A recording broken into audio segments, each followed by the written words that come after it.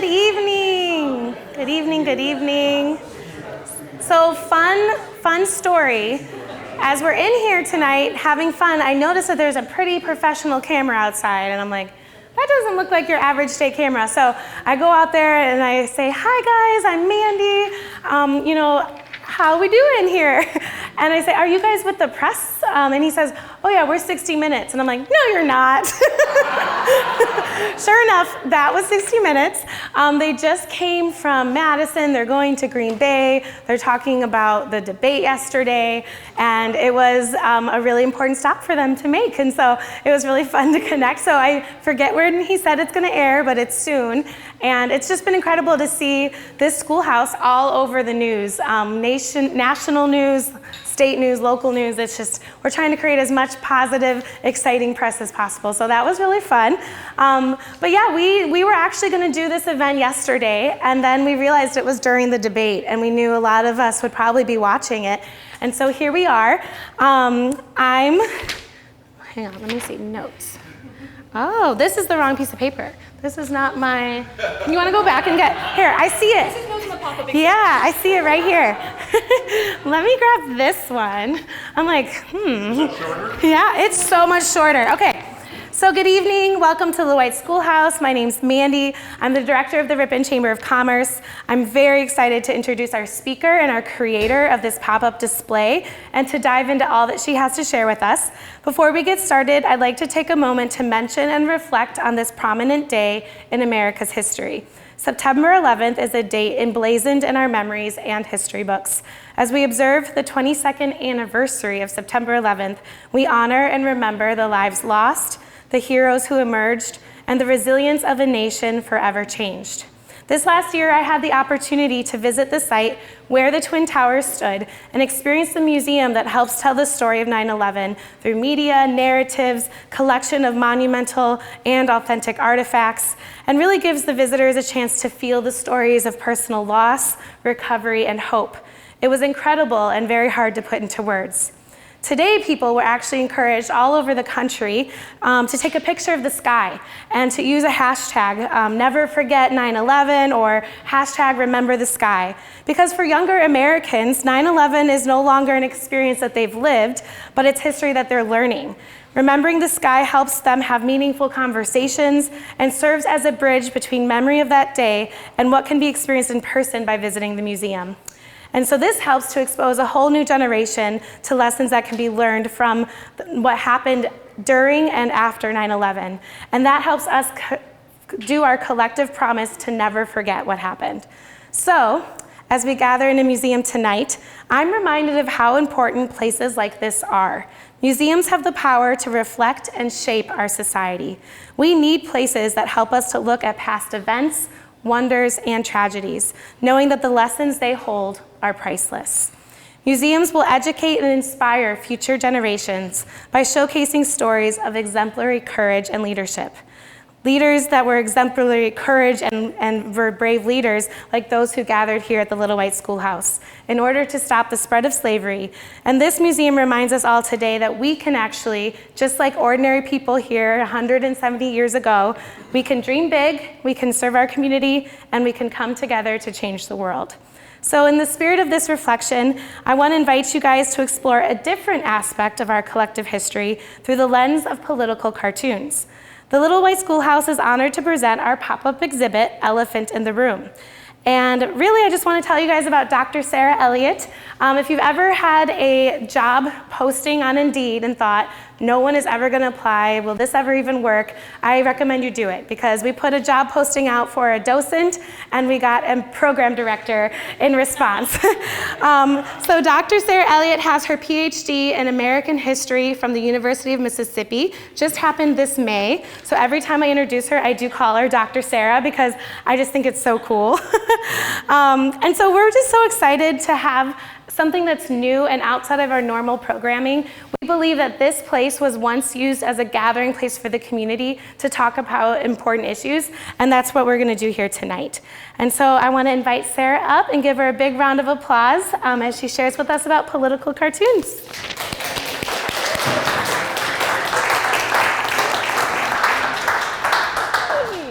Thank you so much, Mandy. Let me get my computer set up real quick. Thank you all so much for being here with us this evening. It's such an incredible turnout. Thank you for coming to learn a little bit something different from the schoolhouse.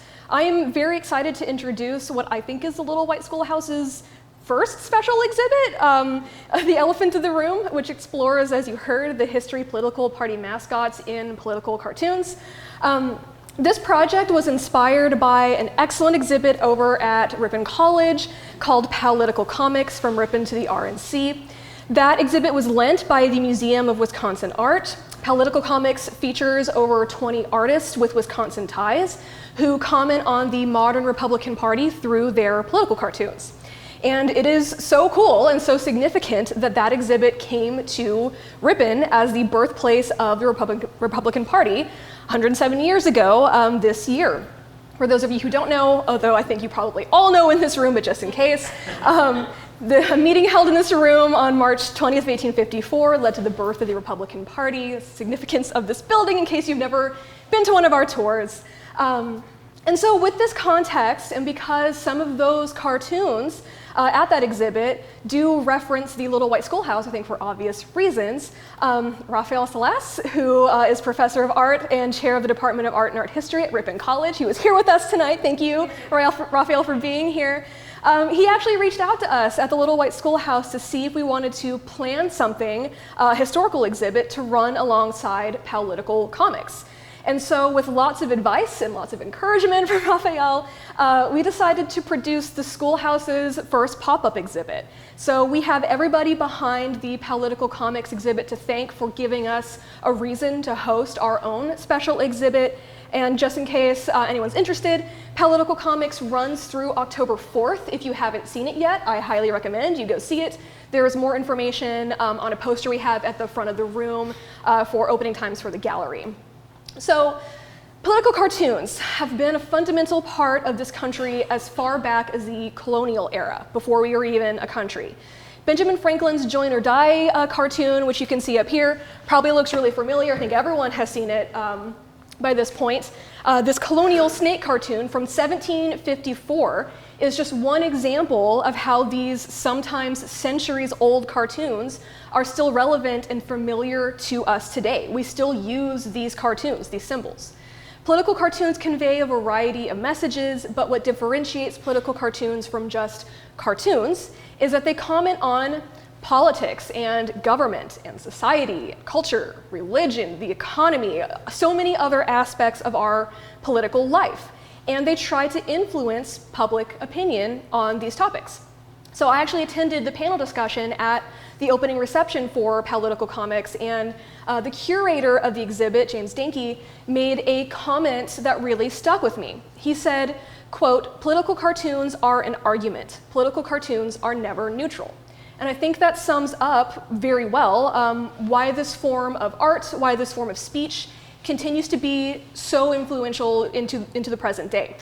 So in trying to decide what a special exhibit at this museum might look like, I drew upon a question that our visitors to the Little White Schoolhouse ask all the time. Why the elephant? Why is an elephant the mascot of the Republican Party? And in researching that question, I realized that political cartoons do much more than just provide commentary on a political topic. They are also responsible for the creation of so many culturally significant symbols in this country. The Democratic donkey, the Republican elephant, Uncle Sam came out of political cartoons. Columbia, she was the personification of the United States in the 19th century. She's kind of been replaced by the Statue of Liberty, but she was a product of political cartoons. The term gerrymander came out of an 1812 cartoon in the Boston Gazette. Even the modern jolly version of Santa Claus was a product of Civil War era political cartoons. So symbols like these have become ingrained in American culture, not just in our political culture. And so I'd like to take you through a brief history of two of these symbols, the Democratic donkey and the Republican elephant, so we can learn about their origins in political cartoons. So before we can talk about the elephant in the room, we have to talk about the donkey in the room, because the donkey actually came first. So before I get into the history of the origins of the donkey, I want to ask the audience, does anybody have any guesses or theories on where the donkey came from or why the donkey represents the Democratic Party? From the Bible. Oh, yeah, that's a great, yes, kind of. That's part of it, yeah. I mean, that's part of the origin, right? There is this biblical allegory to the donkey, the fool, right, in the Bible. Yeah, anything else? Any other ideas? Okay, so there's a pretty straightforward answer for this specific question. The donkey representing the Democratic Party comes from one president, and that was Andrew Jackson. Andrew Jackson was the first Democratic president. He was elected in the late 1820s and served into the 1830s. And if you know anything about Jackson, he was a controversial figure at the time and continues to be controversial into the present day. And so the story is that Andrew Jackson's opponents called him a jackass. I think for obvious reasons, right? And so Jackson, being Jackson, embraced the symbolism. He started to use donkeys in his campaign ads for his re-election, and that started the story of how the donkey came to represent one Democratic president, and then eventually over time, more political cartoonists started using this symbolism to represent the entire Democratic Party. We have a couple of examples up here and also on that middle window over there of some early depictions of Andrew Jackson being a jackass. So be sure to check those out. You can kind of see the evolution of these early cartoons. So again, that's the kind of straightforward story about Jackson and the origin of the donkey. By the 1870s, a German-born immigrant to the United States emerged as, arguably, the most influential political cartoonist in American history. Thomas Nast, who's pictured over here on this window at the top, Thomas Nast was responsible for many of the symbols that I mentioned earlier. The donkey, the elephant, Uncle Sam, Santa Claus. He was prolific. He was also a staunch Republican, so he was happy to adopt the donkey imagery to represent the Democratic Party in his cartoons. So because Republicans emerged as the other major party alongside the Democratic Party, Nast needed an animal counterpart to represent the Republican Party. So the origins of the elephant are a lot less clear than the donkey, but there are two parallel theories that I found in my research that I think give us an answer. But again, I want to open up to the floor and see if anyone has any ideas on why the elephant. Any guesses? Any theories? He never forgets. It's a great theory. Yeah. Yeah. Anything else? Elephants never forget. So, okay, so there's two theories. One of them, I think, comes out of an ad. There is, I'm going to walk over here. There is an ad from 1860. I'll actually just pull this off the window because they're Velcroed. So this is a picture. This is an ad for a boot and shoe company in Chicago, Willett & Co. And it is an image of an elephant, a stampeding elephant, who is carrying a banner and wearing boots, because that's what the elephant is selling, right? So this appears in an 1860 edition of the Chicago version of a pro-Lincoln newspaper called Father Abraham. So keep this elephant in mind, because this elephant, I think, is the origin story of the Republican elephant. So that image, that ad, appeared in 1860. In 1864, we have in that same Chicago newspaper, Father Abraham, again, pro-Lincoln newspaper, we have that same elephant. And these are old newspaper images, they're kind of hard to see, but that is the same elephant. He is carrying a banner, he is wearing those boots, but instead of selling those boots, this elephant is celebrating Union victories on the battlefield, because it's 1864. So I think that's a significant evolution from selling shoes to celebrating these Union victories on the battlefield, right? So this one came out in September of 1864. October of 1864, we have, again, that same elephant. He's lost his boots. I'm not sure what happened to them. But he's still carrying a banner, and this time, he is celebrating Republican political victories in the '64 election. And so we have, I think, a direct evolution within this newspaper from the Willett & Co. shoe store ad elephant into this elephant that is now celebrating Union and Republican victories in the mid-Civil War. So that's the ad theory. The other branch of this, I think, comes from an idiom. So circuses with exotic animals like elephants came to the United States in the turn of the century, the turn of the 1800s.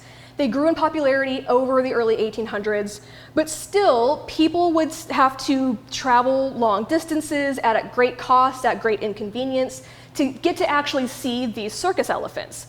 They might also be met with a disappointing show that did not necessarily meet the grand expectations they may have built up in their minds about seeing a real live elephant for the first time. So this appears to have been the inspiration for the idiom, seeing the elephant, a phrase that became more common and evolved over the mid-19th century. There's a record from 1841 from a group of explorers who were traveling out west who noted that the use of the phrase meant, quote, "When a man is disappointed in anything he undertakes, when he has seen enough, when he gets sick and tired of any job he may have set out to accomplish, he has seen the elephant." So this is one of the first recorded uses of this idiom, of this phrase in print. And then, in the 1848 Dictionary of Americanisms, this book first formally defined the phrase and specifically linked seeing the elephant to the Mexican-American War, which was occurring in the 1840s. And it said, quote, "For instance, men who have volunteered for the Mexican War, expecting to reap lots of glory and enjoyment, but instead have found only sickness, fatigue, suffering, are currently said to have seen the elephant." So the war seems to have broadened the meaning of the phrase to encompass the horrors of war as well as disappointment and hardship, all common experiences on the battlefield. So by the 1860s, Civil War combat spawned other idioms such as saw the monkey dance, saw the monkey show, which were synonymous with seeing the elephant. So these circus-inspired expressions became shorthand for the disappointing yet horrifying experiences of combat by the time of the Civil War. So it seems to me, based on this research, that there was already this idiom, this association between soldiers and the elephant even before the Civil War. So during the Civil War, then, the vast majority of Union soldiers would have been Republicans, especially early on in the war before there was a draft. They were all volunteers. They would have been Republicans. So perhaps this is what inspired the evolution of that shoe store ad elephant into the Union and Republican victory elephants in that pro-Lincoln newspaper, because these Northern Republican soldiers commonly used the phrase as they increasingly experienced war. So this, it seems to me, is what Thomas Nast drew upon when he selected the elephant to represent the Republican Party in the 1870s. He did this cartoon called Third Term Panic. He produced this in 1874, and this one is considered to be the first time that Nast used the elephant to represent the Republican Party specifically. And this is a symbol that he continued to use for the rest of his career as a political cartoonist. So from then on, from the 1870s on, other political cartoonists picked up on and perpetuated the Democratic donkey, which was sort of firmly established, alongside this Republican elephant.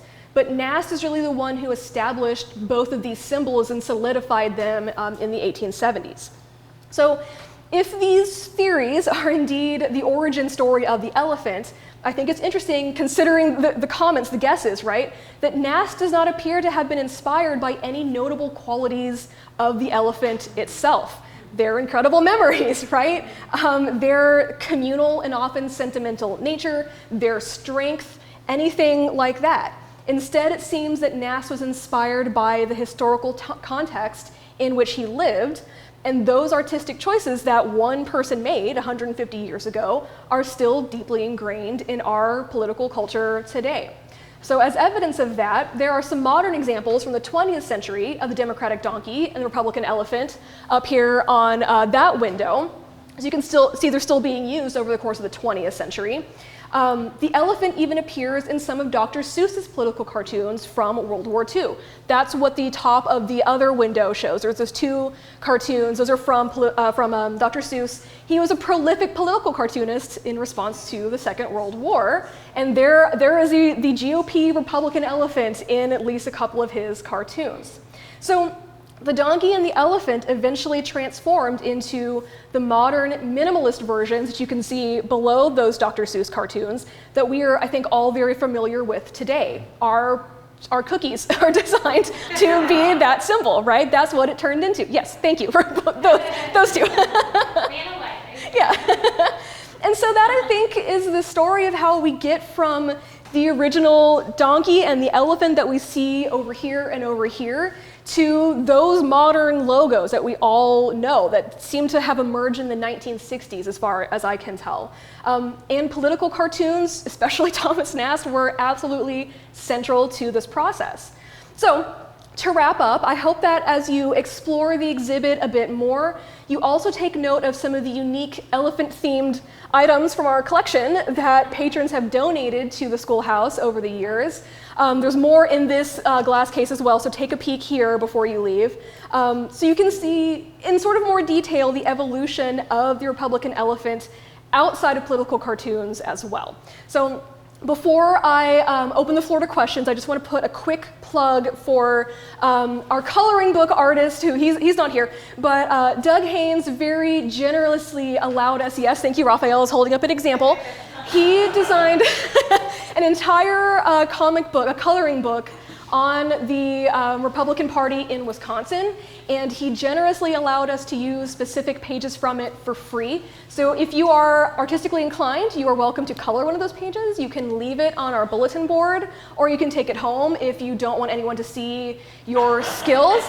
But again, thank you to Doug Haynes for allowing us free use of his art. So I'm going to stop there, and I will open the floor up to any questions that y'all might have.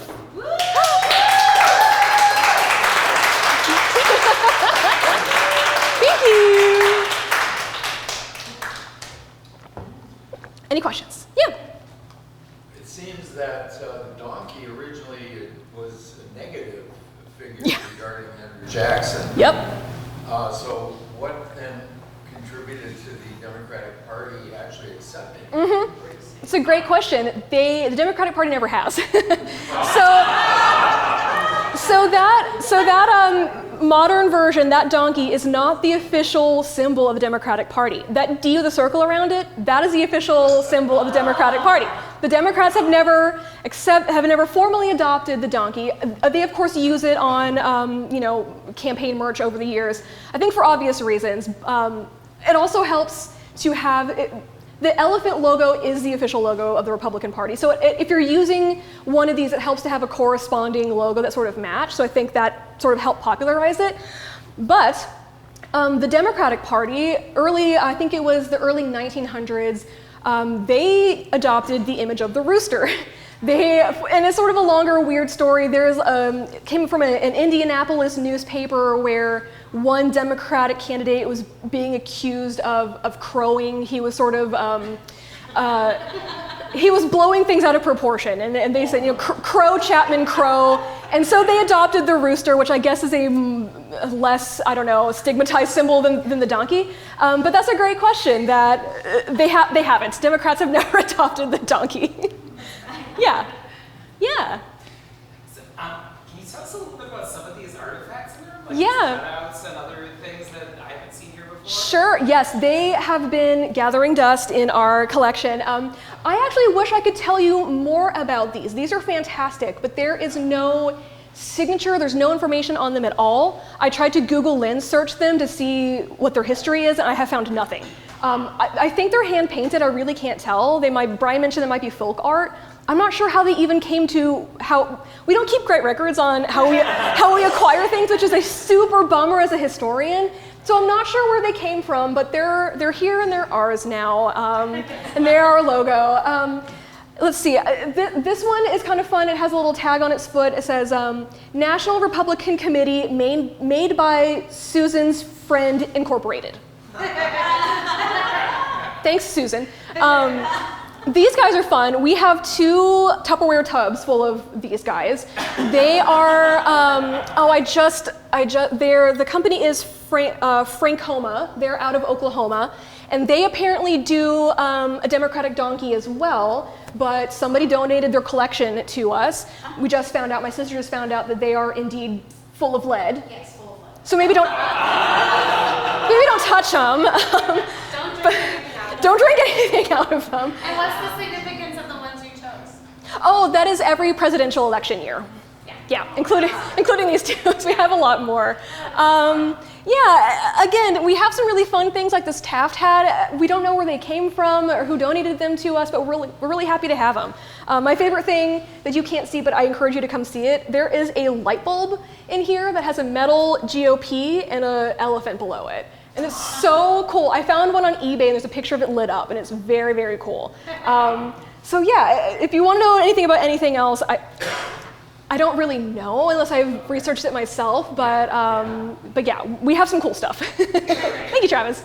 Well, guys, this is the very first special program that we've done in this location besides our 170th anniversary that we did in March. And so thank you so much for being here. This is a new chapter for the schoolhouse in this location. We have room to grow and expand the types of programming we offer. We really are a dynamic, forward-thinking museum that wants to bring the next generation through our doors and help people really be inspired by history and let it impact their lives. And so we know that there'll be more to come. And so if you want to be involved, there are comment cards right back on that donation little clear tower back there. Make sure you put your email down because we do have a newsletter list that we are actively sending things out. But there's just a lot to come. So definitely check us out, come back soon, and definitely walk around the room, grab some more treats, ask questions to, let's just give another hand for Dr. Sarah. Yeah. It's so exciting to have someone with the depth and knowledge that Sarah brings to our programming. And we are now expanding even what we do for school age kids. And so if you know a 3rd to 5th grader, that's definitely what we're focusing on. But we also have high school and college. And we are offering tours anytime throughout the year. So even though our season is wrapping up, that doesn't mean we're done opening this space. And so thanks again and enjoy. And let's hang out. Yeah. I'm on the board of the Little White Schoolhouse, and one of the things that we're really pushing is in this humble building, something big, with just a few people. Yeah. And we're trying to instill that in the younger generation that you don't have to be in New York, you don't have to be in Washington, D.C., wherever you are in life, if you work hard, have a good idea, and work together with people, they don't always have to be on the same side. Right. But work together, you can make history, and that's what happened in this little building. Yeah. I was interviewed by the Washington Post. We were going to Milwaukee, and he said, "Luther, do you think what happened here could happen again?" And I said, "I honestly don't think so." Because people are they're in their corners so much. The only time that would happen is when there was a complete disaster. Like sort of like a 9/11. Yeah. 23 years ago, that people would get together to put their differences apart. But until that kind of stuff happens, what happened here is very hard to do. A lot of the remarks I found about 9/11 mentioned about what a moment in history where our nation, where we got to come together and the best of ourselves was on display. And so we like to say that this is a place where ordinary people in a very ordinary place did extraordinary things. And in fact, there was one moment when some of the original gatherers here, there was one person that said, I don't know if this is gonna work. Who's gonna listen to little old Ripon? He even said, Jediah Bowen, he said, we're not even a thing compared to the county, we're very small. And at that point, Alvin Beauvais, the father of the Republican Party, said, this must be done. This will go forward. And so we love that determination. We love that active citizenship. We love that they were willing to show up on a cold winter night. I don't know if I would have been there, but I wasn't invited though. Women weren't there yet. But it was just so remarkable that they thought they were just doing something so simple, but it actually reverberated throughout history. And so thanks for bringing that up, Luther. And I hope that you guys will leave a little bit more inspired. And I like to always say, what is the issue that you're willing to take a stand for? What is the cause that you'll show up somewhere on a cold winter night?